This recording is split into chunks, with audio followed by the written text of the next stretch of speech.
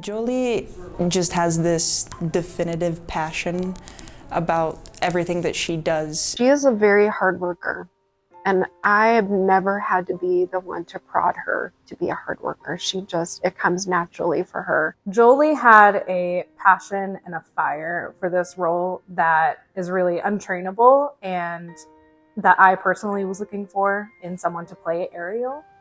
What initially drew me to the role of Ariel is that we're very similar in the sense that obviously from first sight we both have red hair, but also she's just a very bubbly, go-getter 16-year-old teenager, and at the time I was 16, so it was like kind of just perfect.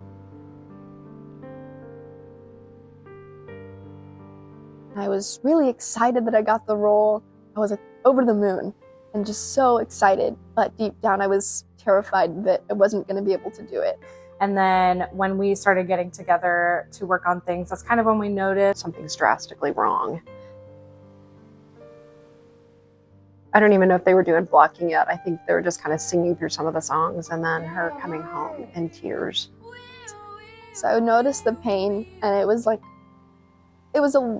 really defeating, but initially I didn't really want to do anything about it because I was so determined to get the role that I just straight up ignored it. I didn't tell anyone, and I just ignored it, and I kind of just suppressed it and acted like it wasn't there, even though it was, and it was really bothering me.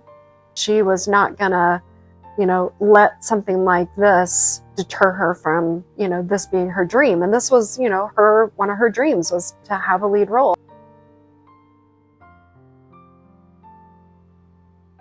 When I first did tell the directors that there was something going on, it was like, Let's look at the ifs, ands, and buts about what could happen here, what we would need to do if you can't sing, if it hurts. the first thing that I wanted to do was emphasize vocal rest, which vocal rest doesn't mean not talking completely. You still need to talk and exercise the muscles. It's just like an athlete would lightly move around their muscles, like if they have a strained muscle or something. Make sure that it's staying active. We want to do that with the vocal cords.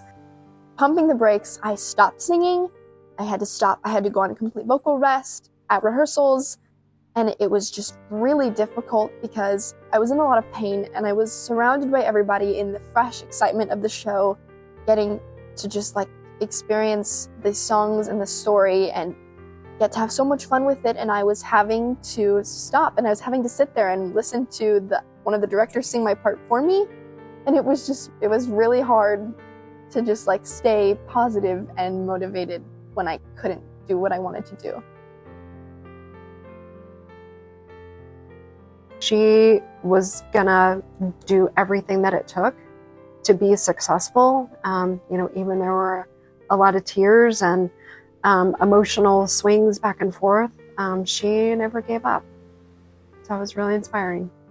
A lot of this came down to what she was comfortable with, just knowing that I did not, and Victoria Schmidt, the assistant director, did not want to push her beyond her limits. So making the changes of, on this day you sing, on this day you don't, or you're not going to sing for such and such amount of weeks, and everyone else is going to accommodate for that. And then always checking in. I would constantly check in with her, make sure everything was going well, and just made sure that kind of everyone in her life was aware of the situation to make sure that they could help out, and she had a support system. I felt like a lot of my closest friends especially, and the directors were really on my side. They really wanted me to succeed.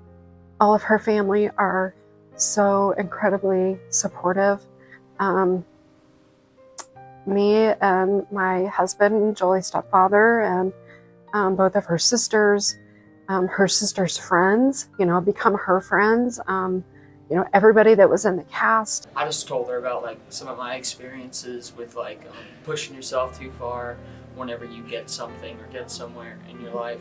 And then during the musical, there's not really much that I can do to help her with singing, but I know with dancing, I tried to be as light as I could. Having conversations with parents and just doing what needed to be done to make sure that all of her support teams were together on the same page and wanted the best thing for her. My parents, my aunt, everybody showed up and wanted to be here to support her. So I just think that that's going to help just prepare her for life, knowing that she's got a great group of support that's behind her.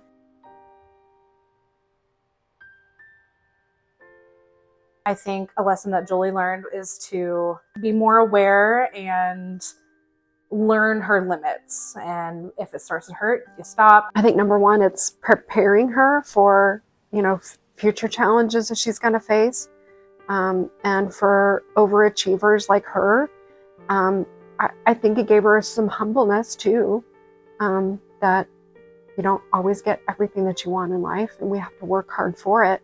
And I think that was a really great lesson that she learned.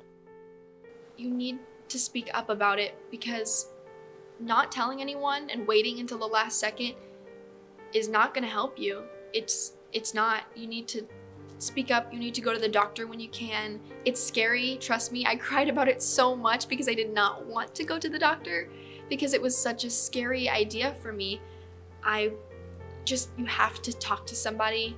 You have to tell people what's going on, and you have to get the help you can while you need, because no matter what happens, it's all gonna be okay, and it all works out. Like, I thought it was the end of the world, and it was really hard, but it ended up being okay, and I'm really glad that it did. And just think about it as if it's a learning experience, because everything really is. And it was so fun in the end, because I came out successfully and everything was fine.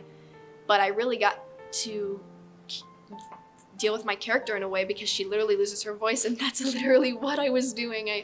I lost my voice almost, and it was really just a learning experience.